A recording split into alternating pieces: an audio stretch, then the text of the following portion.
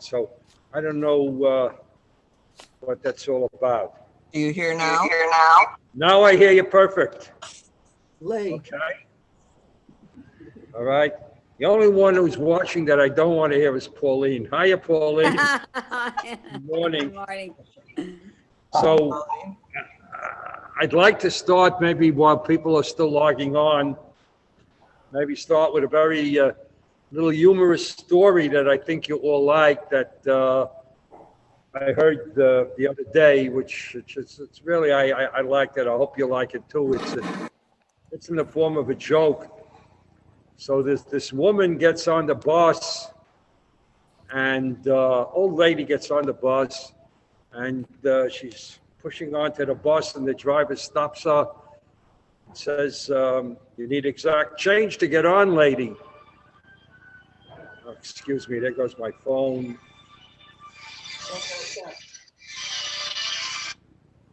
So much for being in the witness protection program. They found me.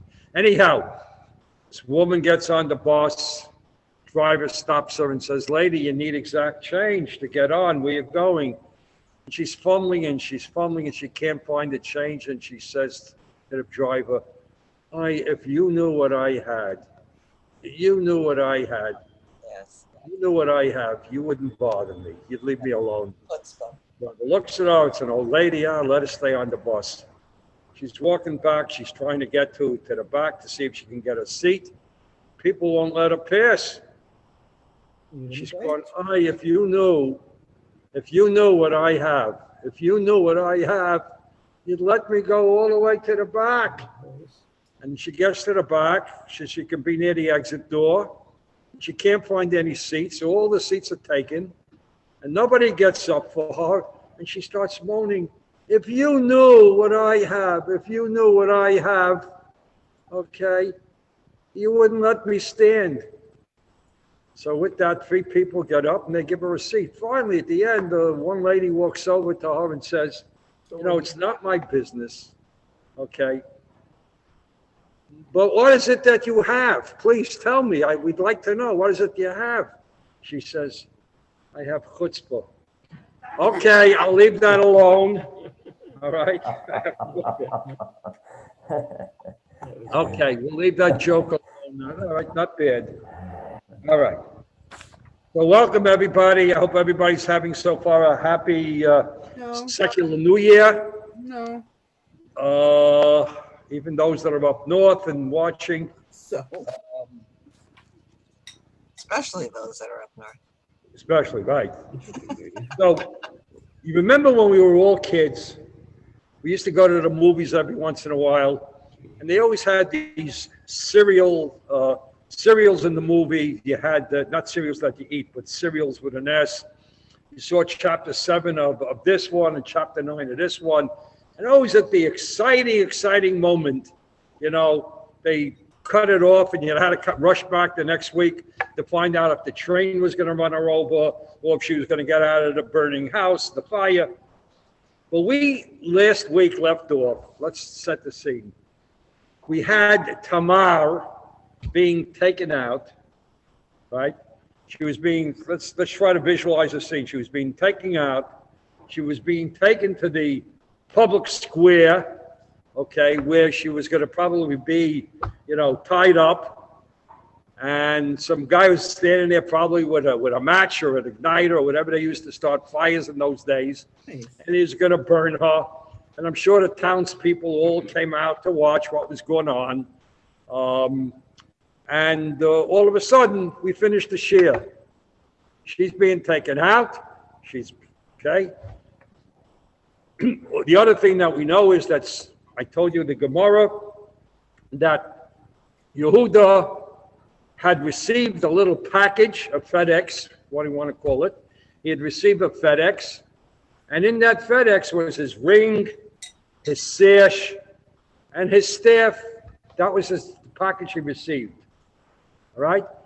And there was a little note in there that said, Lemi hachosemes v'hapsilim v'hamato eila anochi hara. Hakerna lemi hachosemes v'hapsilim v'hamato eila ani I'm pregnant, okay? The person who owns this staff and this ring and this sash, that's the one who made me pregnant. Hakarna, recognize, right? Okay, the important words are going to be the hakarna. So now and then all of a sudden the reel stopped, and we don't know what anybody's going to do. We don't know we know ultimately because we know, but at that point the reel stopped. Now, if you are Yehuda, let's put ourselves in Yehuda's place. If you are Yehuda, what do you do this moment? I mean, we know what he did, but what are you going to do this moment? He said, stop it, right? Was there any other alternative for Yehuda to do?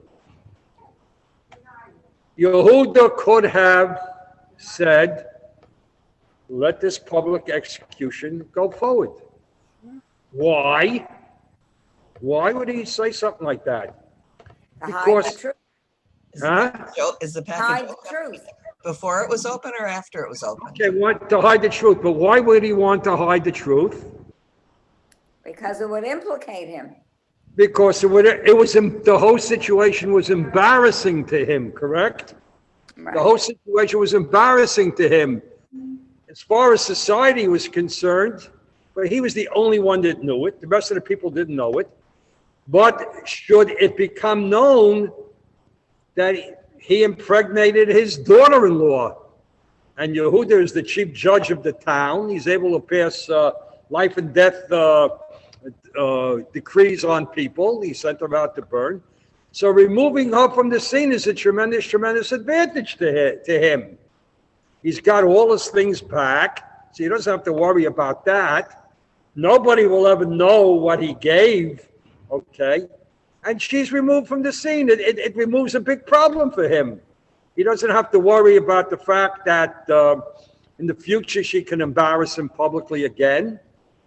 Doesn't have to worry about the fact that he made this promise that he was going to give Shelah to her. Now he has an excuse not to do that. And remember, he's very, very afraid of Tamar because he thinks she killed off two of his sons. So Yehuda now, from Yehuda's perspective, and he wasn't embarrassed because this note came to him secretly. So there was nobody knew it, okay? And it was given to him almost anonymously. It wasn't signed by anybody. Lemi, hachasomes, v'hamateh, v'hapsilim, ho'ela, anochi hora. According to the Torah, what it says, you won't know that. You won't know that it was secret. Well, I don't understand what you're saying. How? I say if you just read the Psukim where she said. Yeah, if you read the Psukim, okay. You know that it was Because the secret. Psukim were written much, much later by Moshe Rabbeinu, and we know what happened. But we're trying to put ourselves into the position of Yehuda. Where was he at that moment in time? Okay? Now let's take a look at Tamar. Okay? And I'm going to ask you a question before we all know the outcome. But from Tamar's perspective, what should she be doing now? What should Tamar be doing? Getting a good lawyer. Praying, A little louder? praying. Praying. Okay, so there's a Gemara that says she was praying. But I don't know if it was me, you know what I would be doing as they're pulling me out into the public space and as they're tying me up on the execution spot? Don't do this. I'm innocent. I'm innocent. Yehuda did this to me. Go to Yehuda. Go ask him. Yeah. But the godless of Tamar is what? What is the godless of Tamar? She sent a note to him secretly. And the Gemaras and the Chazal have pages and pages of commentary and praise to Tamar. Because to accuse somebody of something publicly and to embarrass somebody publicly, even though it might be true, and in this case it was true, Tamar withheld herself. She said, or the Chazal comment, that better you be burnt. Better you go to, through the fires of hell than you embarrass somebody publicly. Yes. Than you embarrass somebody publicly.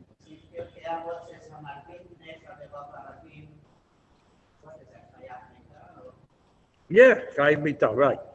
Adar is pointing out a commentary from Pirkei Avos that says that if you embarrass somebody publicly, it's like you're killing them. Okay? So this is the godless of Tamar. She's all covered with bravery. We know already, we established that what she did Lishma, that she did this to fulfill Yibum, to give her husband, the heir, a name. Okay? And she's willing now, look what she's willing to do to avoid embarrassment of somebody else. She's Marty. willing to give her own life. One second, let me finish the thought. She's willing to give her own life. Plus, she knows she's pregnant with twins. She's willing to give up the unborn's life, not to embarrass someone publicly. And this is a tremendous, Chazal just jump on this. We should all learn a lesson. Myself mostly. But Huh? you know, I really. Jesus Tzedekis. Okay, cool. Anybody has a comment? Yes, it's Sarah.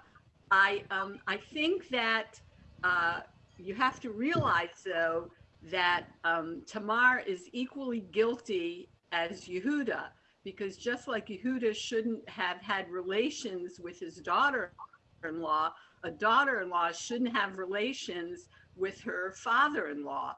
And she. The only way. Will you hear?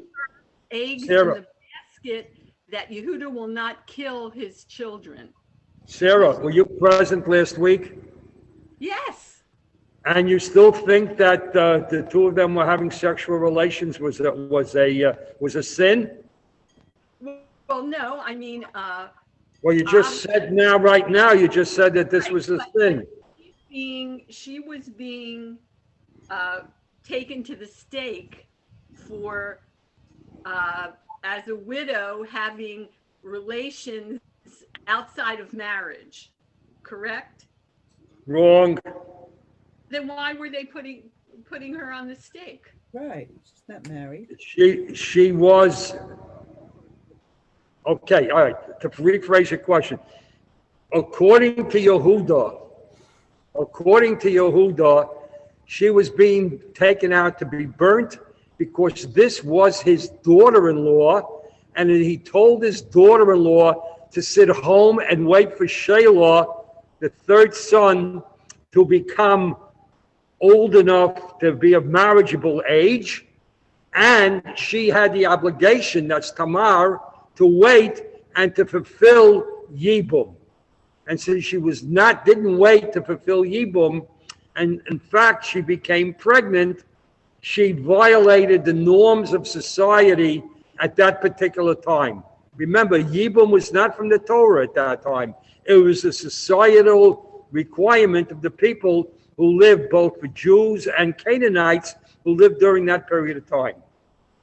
Right. Pretty strong punishment. Once she put all of her eggs in the basket, that once Yehuda knew that she was carrying his children, he would not kill her. Yeah.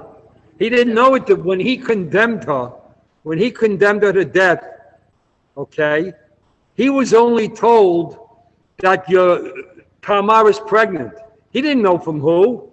Right, but when she sent his ring and his... Correct. Once he sent the ring, he knew that he was the father, right? Right. He knew, and then she knew he would never kill his own children, regardless of what what animosity he might have for... Well, let me ask you a question, because Chazal asked this question, okay? How did Yehuda know that these were his children? If Tamar, let's play a game here, and I'm some sort of an attorney in a court. Let's say if Tamar was pregnant, can Yehuda figure out? Yeah, okay, I did in fact have a sexual relationship with her, but if she's the type of a person that would go out on the road, maybe there was another guy that impregnated her. How did I know that these were my children? Well, there was no DNA testing in those days. Oh, so that's right. There wasn't DNA testing. So I'll ask the question again. How did he know that these were his children? Because, especially when she sent a note in private. So, yeah. But why did he believe her? And the Gemara asked this question, and at the end of this year, I'm going to do that Gemara for you. Okay, The well, then Gemara asked the question, if she was a type of a person in Yehuda's mind that would go out and have a sexual relationship with her father-in-law and sit on the side of the road, what precluded her from having sex with somebody else? Maybe it's somebody else's child. Well, She was willing to die. Okay. She was willing to die and keep the secret. She was willing to die and keep the secret. That is what you would call it. That's the bottom line of all of this. She was willing to, and that's the godless of Tamar, that she was willing to stake her claim that she acted properly within halacha, that Yehuda was in fact in the societal norms of those days, he was obligated, if not from his children, then from himself as a male survivor, to do the Yibum act, which is what he did in her mind, okay? And, I lost my train of thought, but okay. And, okay, she felt she did no wrong. And she was willing to, like you said, to stake her life on it, that she in fact did no wrong. And we'll see at the end of this year, I'm going to read you a Gemara in Sota, which will, I think, answer everybody's questions.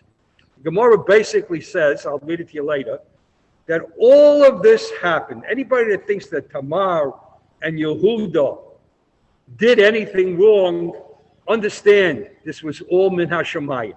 And I'll read you the Gemara, okay? Ada is shaking her head no, but okay. And I want to get on, because I really want to finish it this week, but I'll just leave you with one thought. If what Tamar and Yehuda did was so heinous and so against morality, okay, how could we trace, or how could HaKadosh Baruch Hu allow or trace Malchus Beit David to come from this particular Osco. Okay, how could whatchamacallit, HaKadosh Baruch Hu allow Malchus Beit David to come from this union? So it was a will with a consent, not that I spoken like if it was obeyed, which obviously it was. Correct. But it should have been consent. They should have known it. Well, she knew. But not in a crooked way like it. Okay, so Adam is saying she doesn't accept that it should not have been done in the deceitful way, okay, instead of crooked, deceitful way. Okay, and I raised a question to you, which was I'm not the only one. Why are there so many deceitful stories in Bereshit? Remember, we spoke about that last week, and I left you guys to figure out the answer. Okay, so let's go forward. Okay, we have two people now. I mean, this is one of the defining moments in Torah and Jewish history. This is one of the defining moments. Had Tamar been allowed to go to her death, had she kept quiet, had she not, had she screamed out, okay, and if Yehuda, and there was a lot of incentives for Yehuda to do nothing. For Yehuda to let this whole thing happen, that removes a tremendous personal problem that he has. There has to be a certain character. So what you call it? What's your name again? So Rita is saying that persons have to have certain characters. Good. So we're trying to figure out what characteristics did Yehuda have that ultimately that he is going to be deserved to have Malchus Beit David come from him. Okay. Oh, because he said Sakha Mimeni. He was the first one to admit. And so Hashem felt that if someone of that stature was able Who's saying to that? Who's saying that? Wilk, Who? Deborah. Okay, yeah. That's the answer. That's the last part of the share. I promise you we'll get back to you. We'll spend about 20 minutes just on the two words, Tzadka Mimeni, and that's the sum up of all of it, okay? But Yehuda, up at this point, okay, if we had to analyze Yehuda's leadership abilities, up to this point, okay, Does he show any inclination of being a moral leader? Does he show any inclination to, that he's going to be the one? He doesn't. Because at this point in his life, look where he is morally, okay? He left his family. He moves to a strange society, a Canaanite society. He throws his lot in with Chira. He marries a Canaanite woman himself, okay? He lies to Tamar about giving Shelah, all right? He's willing to engage, quote unquote, in what he thinks is a prostitute, all right? He's denying Shelah, his own son, the opportunity to perform Yibum and get on with his life, all right? And he's falsely accused an innocent woman, okay, at a trial where she had no possibility of responding. So where is Yehuda at this point? He now gets this package, all right? He opens it up, and the first words are "Hakerna l'mi hachosemes v'apsilim amat eila anochi hara." Where is he at this point morally? He's down in the dumps, right? To pile all of this stuff on to how he behaved in the whole story of Mechiras Yosef. There's nothing positive that he has done up to this point to indicate that he is deserving of any kind of a leadership role. So obviously he did Shuvah. So the Haker Noah is the key words. Haker Noah and Sot can be many. The Haker Noah, many people, when you want to convince somebody of something, you make a long speech, right? Get up, if a president gets up in front of Congress, he gives a State of the Union address, it goes on for 40 minutes and an hour. Look what Tamar does in just 2 words. It only took her 2 words. She says to Yehuda, Haker Noah. Okay? Why does this all of a sudden resonate with Yehuda? Where does the Haker Noah come from? 2 words. Haker Noah turns his whole life around. Marty, what does Haker Noah mean? Haker Noah, recognize. Do you recognize? Haker Noah, put it in your head. Okay, observe. Okay. The Haker Noah raises all the things that he did with his father and to Yosef in the sale. He comes to his father. Haker Noah, Hakisomes, Haker Noah, Lemi Hakol. Right? Remember who this quote is from.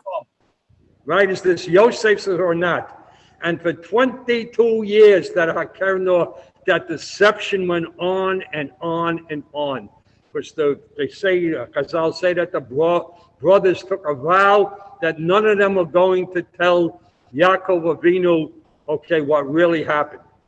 So the Haker Noah, in 2 words, she brings Yehuda back to his senses, okay? I may have said it already, Sid, wait, okay?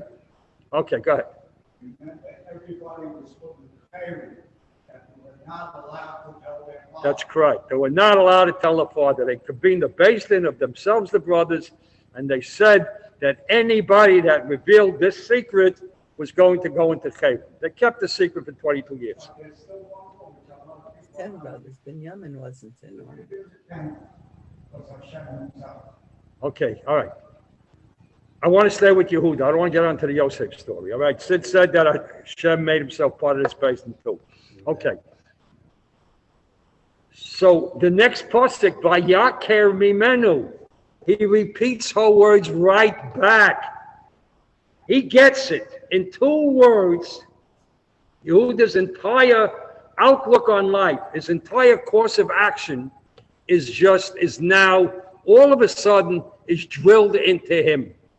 And Chazal remind us, Gemara, wherever, that Yehuda, and this is going to be a characteristic of Shevet Yehuda, and to allow them in future years, okay, they had the power to do tshuva. Yehuda was the first person in the Torah, first person in the Torah that did tshuva. You mentioned it, Dada. Don't look at me skeptically.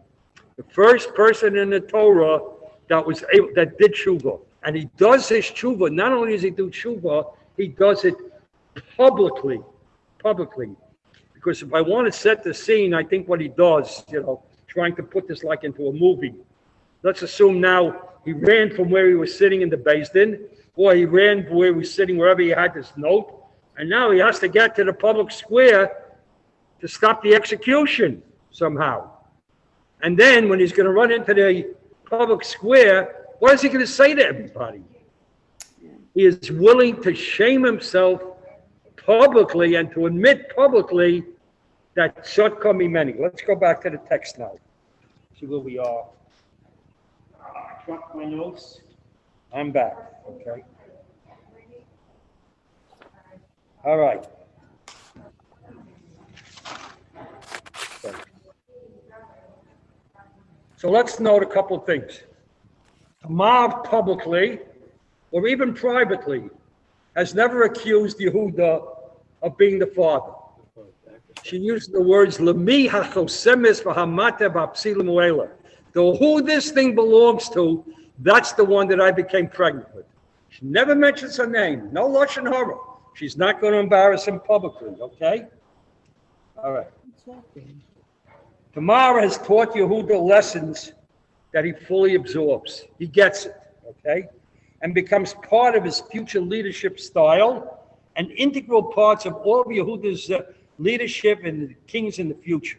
They are one. She realized Hakarna, the justice that one must keep promises. He made her a promise. At least in her mind. Go home, stay with your father, okay? Adigdal Sheila B'ni. So when you make a promise, one of the attributes of leadership, you have to keep it. Number two, you must treat all sons equally, right? You must treat your entire family equally.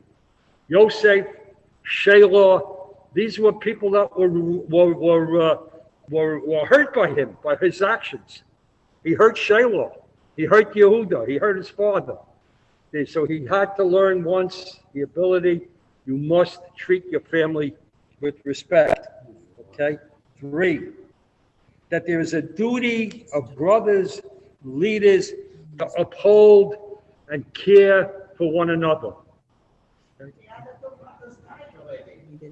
What about his brother Yosef? He had other brothers in Mitzrayim.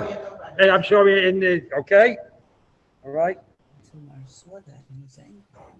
Okay. Bearing witness against himself, Yehuda is the first person in the Torah to publicly acknowledge his own unrighteousness, his own averos, okay? Not only that, okay, what does he do now? So, all right, he goes and he says, let's get the next pasuk. Vayaker Yehuda. The same words that Tamar used, Hakerna, Yehuda gets it. He gets it. He absolutely gets it. Like I said, it takes only 2 words to turn his whole life around. Vayomer Tzadka mimeni. Very, very famous words. Tzadka mimeni. Kalkein lo nisatio l'shelo b'ni. Lo yasaf odadatah. So what happened with Sheila? Is she supposed to get Sheila or not? No, because the Yibum thing is finished with. And as a matter of fact, I gave you some sort of chazal that said, Ki lo yoda ki kala sohi. Remember I told you there was 2 words for kala? Kala could be a daughter-in-law. And there are some chazal that say that by giving her the ring and the sash and all of that was going on, there was kedushin, that he married her. Wow. Okay? So that takes care of Shelah. What happened to Shelah? Shelah, we'll see, he goes down to Mitzrayim and he has a family elsewhere. Okay? But Shelah is now freed because Yehuda did the Yibum. So Shelah now can get on with his life.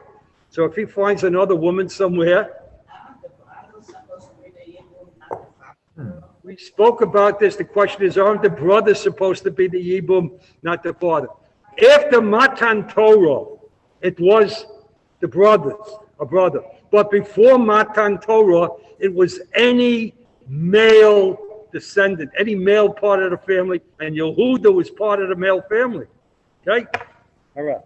That's why the Torah came to limit the Yibum, not to maximize it. The Torah limited it just to brothers.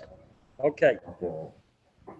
So, what does Sotka Mimeni mean? How do you think we translate? I'm going to give you 5 or 6 different Sotka Mimenis. But let's hear it. Anybody want to, what does Sotka Mimeni mean?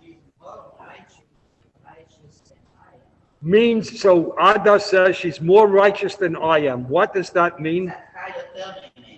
Huh? What do you mean she's more righteous? She davens better? No, that she's taking the She didn't embarrass him, She's telling the truth. Okay. and she didn't Right. embarrass him. Hold on. Somebody wants. I think that Anna, the Mephoshim said she is righteous because the relationship is for me.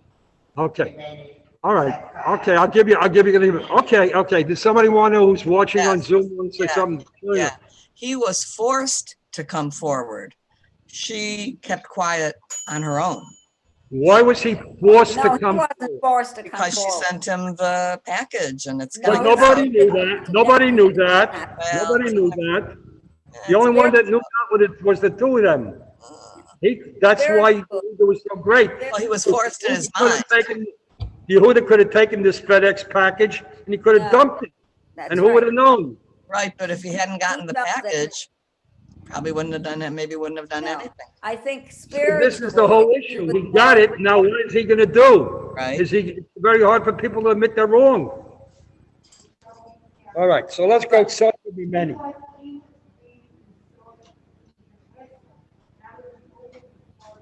Right, he did tshuva publicly. He went into the, let's say, the town square or wherever this execution was taking place, okay? And he publicly declared, he said, Tzadka Mimeni. So let me give you a few different definitions of Tzadka Mimeni from Chazal. See which one you like better, okay? One, like Ada said, Tzadka Mimeni, she's a better person than me, okay? I was willing to, write her off. I wasn't permitted letting my children, my Shayla to have Yibum with her. I was willing to forget her, okay? But Tzadka Mimeni, she didn't let me forget that she was still around, that I had an obligation to do Yibum with her. I had some sort of obligation to her. Tzadka Mimeni, what? Okay, all right, next. Okay. Second, Tzadka Mimeni. She is right in what she did. She is right what she did. Her forcing, remember we said she sat on the road and she had 4 different options. She had 4 different choices. We asked what her motivation for sitting on that road was, and we postulated that she had 4. And one of the 4 was that she was going to get out of her aguna, quote, status somehow by resolving this thing, becoming pregnant, having a child for heir, okay? Yehuda is saying, Tzadka Mimeni, she is right in what she did. All her actions that she did were l'shem shemayim, and she was right, okay? Tzadka Mimeni, number 3, she knew the halacha as it existed that time, and I didn't know it, okay? Yehuda felt he had no obligation to her. He had no obligation for Yibum to her. Tzadka Mimeni, she knew the halacha. She knew the halacha, right?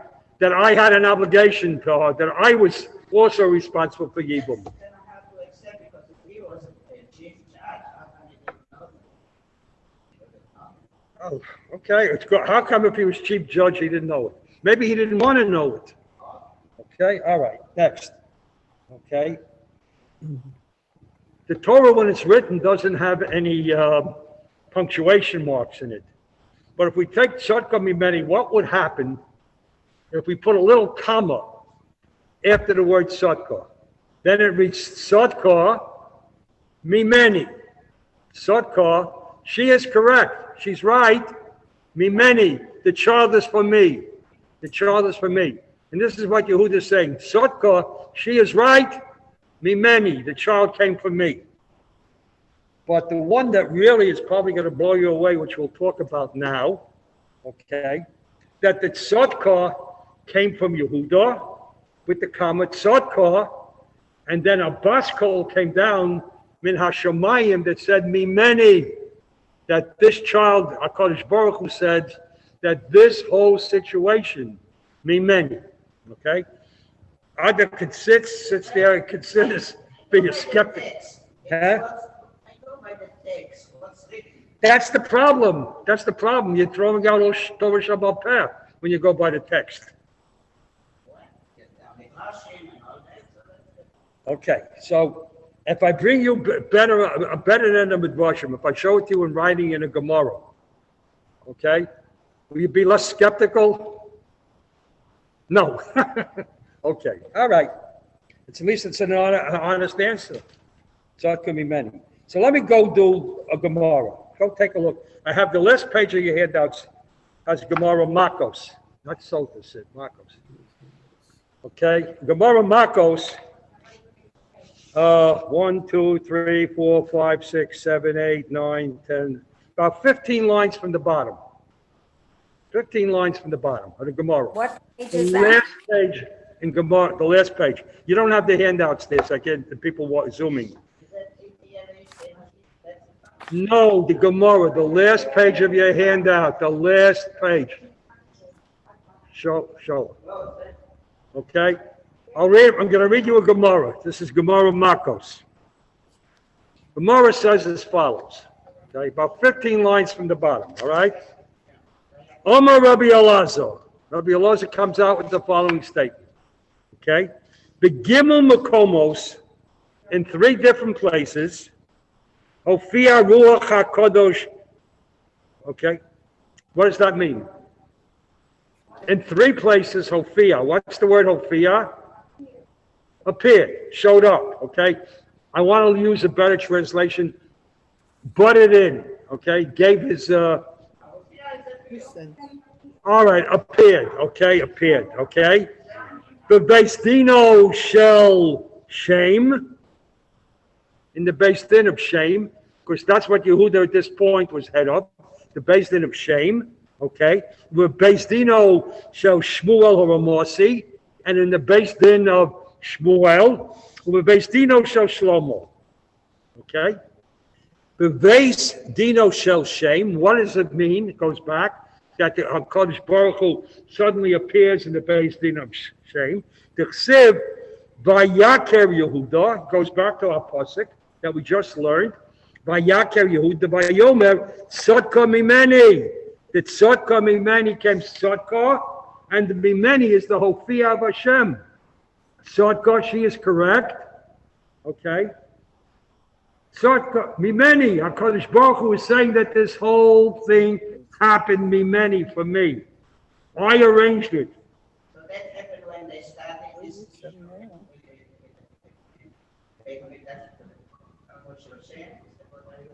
This right. He convened the basin to declare Tamar guilty. Right? He said, Hotziu Sorei, take her out and burn her. Okay? And then Hashem came down and said, no, Sotka, she's correct. Mimeni, this whole thing happened. Because remember, we had all these questions about Yehuda's questionable behavior. Right? He thought she was a prostitute. How do you do this? Okay? Vayete love el haderach. Chazal say, Vayete love, he tried to not to have a relationship with her, and wherever he went, the Malchut pushed him back to her. Vayet Mimeni. So the whole it was all preordained. It was all preordained. Okay? Preordained. All right. Hashem set the whole situation up. All right? Okay. All right. So, Vayet Tzok Mimeni. I asked the Gemara asked the same question that I asked before. Mino yoda dilmo ki hechel dozol iul gabe ozol mitname enish acharino. Possibly another man, if she was willing to have sexual relations with him on the road, okay? Maybe another guy came after her or before her, all right? And maybe another man impregnated her. The fact that she has his credit card and his driver's license and all of these things doesn't mean anything. So that's why HaKadosh Baruch Hu comes down and says, Sodka, she is correct. Me many, this whole thing happened. Me many, I set this up. It's your child, Yehuda, okay? So if we play in that ballpark, this entire story that we've been learning now for 3 weeks, as Ada says, was preordained to happen, okay? Like I say, if it was preordained to happen, and if Yehuda was so terribly, terribly wrong and immoral in this whole story, we raise the question again. How could Malchus Beis David come from such a situation? So we have to say, Tzadka Mimeni, all right? That this was all set up, right? No? Sid says no. Sid has a minority report. He doesn't hold from it. Everybody was given the few instructions. Correct. Hashem gave you that one. Okay. She knew who was, what Yaakov was, who his family was, and how did she get to the door to know what had fallen out. Because of that door, she wanted to make sure that she was part of Yaakov's nation. That's all good, Sid. But again, there has to be. Once again, she still had the few instructions. She didn't have to do it, but she wanted to do it. So you want to say it's I'm not, Sid, time out. Sid, make a time out. I'm not so much, Sid, concerned at this point about Tamar's behavior. I'm more concerned about Yehuda's behavior. Because Yehuda's behavior was questionable. Tamar's was not. Sid, everybody has taivas. Sid, time out. Leave it, Sid. Let it lie. I have one more point to get through before we move on, all right? How does one interpret the words below Yosef Odadat? Below the pasuk ends below Yosef Odadat. What are we talking about here? What does that mean? He didn't have any more relations. He didn't have any more relations. He didn't want to know her anymore, right? Okay, anybody agree with that? No, just that he didn't have any more relation, that doesn't mean he didn't. Okay, so below yourself over that thought, it's a good point. Machlokes like everything else. No, because of that, Okay, Ada. Okay? Machlokes like everything else, all right? You take whichever side you want, all right? There's not one side that's wrong and there's not one side that's right, okay? So, I'll give you the view of Ramban, a Tosefta, and the Sifri. They say he ceased knowing her sexually, had nothing more to do with her, okay? Right? Why? Yibum was fulfilled, okay? And there was a certain level of embarrassment that was with Yehuda had he managed to, to live and stay with her. So according to the Ramban, Tosefta, Sifrei, they all say, Lo Yosef Oda Dator, finished, the relationship was over, she was pregnant, and he didn't know her anymore. However, there's another view by the Gemara, in Sota, Rashi, Chizkuni, and Nitziv that say the following. Okay? He did not cease, C-E-A-S-E, he did not stop from knowing her sexually. Okay? You're going to go argue with Rashi and the Gemara and the Nitziv. When you meet them, Ada, ask them how they could say such a thing. Lo Yosef Odadat, I can translate 2 ways. Okay? Argue with them. I'm just giving you that. You take whichever point of view you want. I'm just giving you another interpretation. Okay?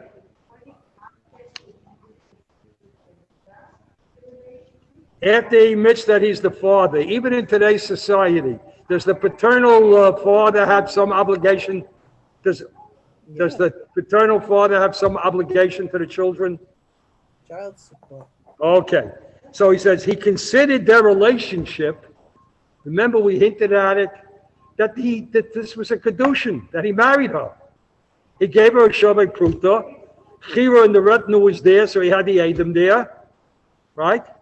And he gave her a shavei pruta, and he gave her a ring. He kala so he, and I told you, kala has two different meanings, daughter-in-law and bride. Okay, right? He felt an obligation to her because she, by the Haker Noah, turned his entire life around. And sometimes, even today, when you meet a woman, okay, and the woman that you know is just right for you, and she turns your entire life around, you feel you have an obligation to her, and you just go on in life with her, okay, right? She was the one ultimately, according to Rashi, Chazal, the Gemara, that gave him the internal wherewithal. Remember, Yehuda is separated from his family. Somehow, the next time we're going to meet Yehuda, where is he? He's back with Yaakov. And I want to suggest to you, although I can't prove it from any of the text, so I looked and I looked, but somehow, perhaps Tamar, let's suggest, was instrumental in him making peace with the family and going back and getting out of it. Maybe she turned to him and said, look, we're having two children. I'm having twins from here, okay? Here in Canaan with Chira, this is not a place to raise our children. I don't want my children raised here. Let's go back to Yaakov. That's a better place.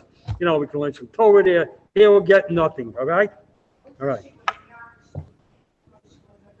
Okay. Okay.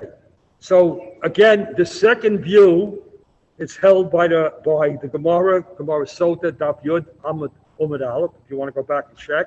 Rashi, no small player, Chizkuni, the Nitzib, all agree with point number 2, that he did not cease from knowing her sexually anymore.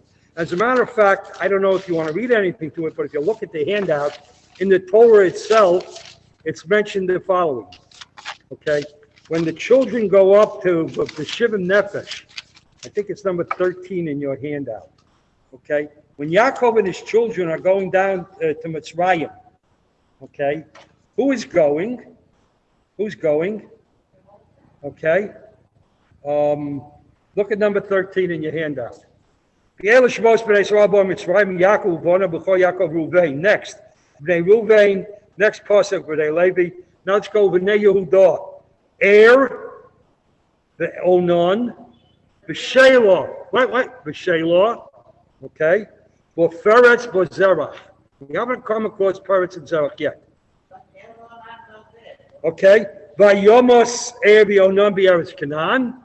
Okay. All right. Vayuvnei Feretz Chetzron B'Chomol. So the twins that we're going to get to in the next pasuk, they're back with Yaakov, and they're going down to Mitzrayim. So somehow Yehuda and the whole family, okay, got back to Yaakov, and they're listed among the 70 people that are going down to Mitzrayim. Let me finish this off. I'm not going to go into this next week. I want to just finish it off. So, the time that she becomes pregnant, I want you to focus on this word sa'omim, okay? Sa'omim. Sa'omim is, okay, what's written in the Torah. Look at the way it's spelled. Go back to number, in your handouts, to number 14. Talking about the birth of Esav and Yaakov. Look. Vayimlu Yomehol Oledes, V'ine Somim Bevitno. How is the word, 1 minute, Rita, please, 1 minute, let me finish. How is the word Somim printed, spelled? There's no Aleph. V'ine Tomam. I know what you all merit. I'm going to get to it, okay? The word with the only other incident of twins being born in Bereshis, look the way it's spelled. Somim bevitno. And look how Sa'omim is spelled here. Different spelling. Same meaning, right, Ada? Different spelling. Hey, why is that? Why is it not written to me? Yeah, why is that? Okay, the writer of the Torah made a mistake, got an F in spelling. There must be a reason. So the reason for that is plays right into the my what I've been telling you about the story is all about. The somim of Yaakov and Esau was flawed. It wasn't filled in, wasn't complete. Why? Because one came out of Russia and one came out of Tzaddik. Okay? The somim here by Tamar is filled because both of these children, Peretz and Zerach, that are come forward, were tzaddikim.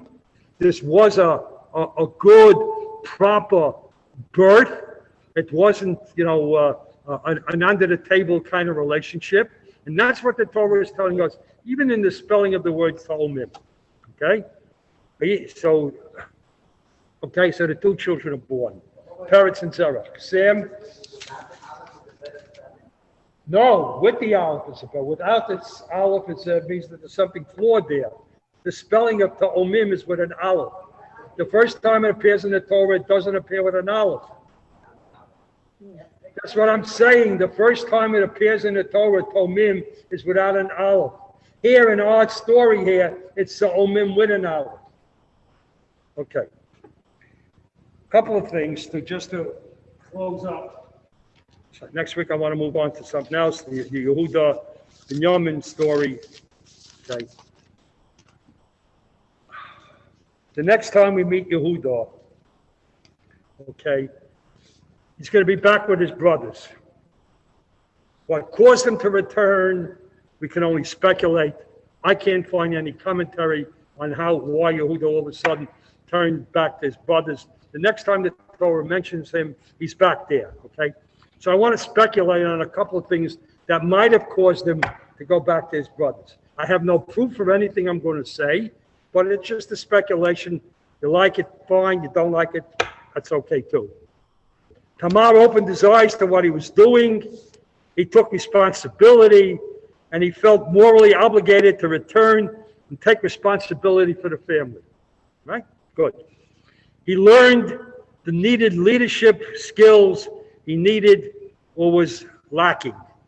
His period of depression, or we said he might have gone into a timeout, okay, all right?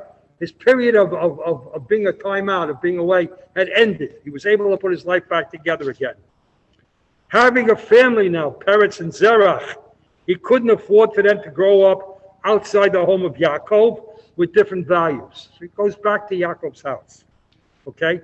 The hunger, remember there was a ra'ov at the time. There was a hunger. The hunger that Yaakov experienced was throughout Canaan. So Yehuda figured it was time to go home, take care of the family. The hunger would be no worse in Yaakov's house than it was in the rest of Canaan. Okay? All right? So the turnabout in Yehuda's conduct can only be explained by the present story. This is my postulation. All right? Yehuda has learned the lessons of leadership, and he's now truly fit to lead. Okay? Of course, of this story. All right. His finest moments, I think, are still ahead of him. We'll learn the story of Yehuda face to face with Yosef, saving Binyamin. I think that's a great moment for him. Okay? All right? Okay. Another particular reason, okay, Yehuda is so great, first to do tshuva, it's probably one of the reasons why we're called Yehudim. We're not called, Yehudim. We're called Yehudim. Why are we called Yehudim? We had 12 tribes to pick names from, but we're called Yehudim. Why? Okay, and I want to postulate to you that this is because of Yehuda's leadership abilities. So that we're not Israel, like Israeli. Yaakov is Okay, all right. I think also Yehudim also shows gratitude, lahodot, to give thanks. That's correct. That is correct. His mother was the first one to say thank you. Okay. I want to just do something that's in the 4 or 5 minutes that's left to me. That's been a theory of mine for a long, long time. I can't prove it. I can't find it anywhere in the Torah. It's not maybe even a Torah kind of a theory, but I just, it's been laying around in my head. I've shared it with a lot of people. It's my own original thoughts. So if you think it's stupid, I can live with that. Blame me, don't blame anybody else. You know, the non-Jews, Christians, they have a theory of virgin birth, right? That's the whole big deal. Yoshua, who is their savior, their God, okay, they believe, or they put in afterwards, that he came from a virgin birth, correct? Now, why did that? My feeling is, I always wondered about this when I took the course in college and everything, comparative religions. Where did this theory come from? Where did this theory come from of virgin birth? And why was it so important for them to say that their Lord came from a virgin birth? That's the only miracle they could, Father says, made to show it's a miracle. Of course they believe it's a miracle. My feeling is this, and it's just a thought that I have. I've never come across it in any writings, certainly not in any Torah writings. But the thinking is this. Where do we trace the coming of the Mashiach from? We trace it from all the way back, Lot and his daughters, right? That's where Rus is going to come from. Lot and his daughters, okay? What are you shaking your head? No. Lot and his daughters. Lot and his daughters give birth to Rus, Moab, Rus, who's the grandmother of David? Rus, okay?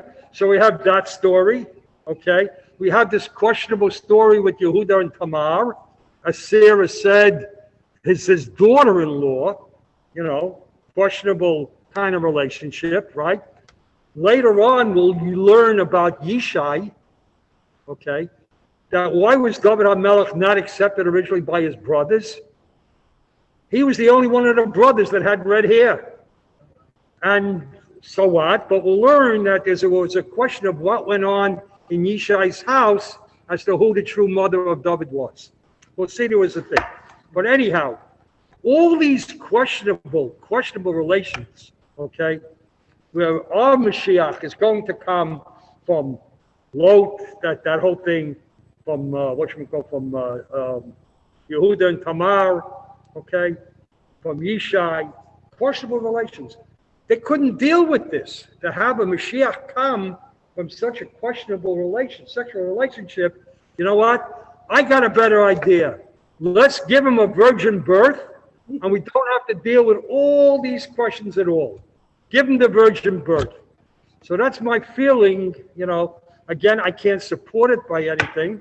Sometimes I lay awake at night, and after I finish counting my money, I come up with these crazy ideas, okay? But that's my thinking. Maybe that's where the origin, what I had to put in this whole concept of the virgin birth. What? This whole three-other relationship, that's when he said that from there will come Mashiach, such an unholy relationship. So I'm saying it didn't make sense to them at all. So they had to invent something different to get away from all these stories. Okay, Ada is skeptical. That's good. I'm still going to have a nice lunch when I go home. Shkach, everybody. Thank you for coming. We'll pick up next week if you want to read the story of Yosef and Yamin and Yehuda. Thank you, everybody. Thank you, Marty. Thank you very much. Everybody have a happy circular New Year.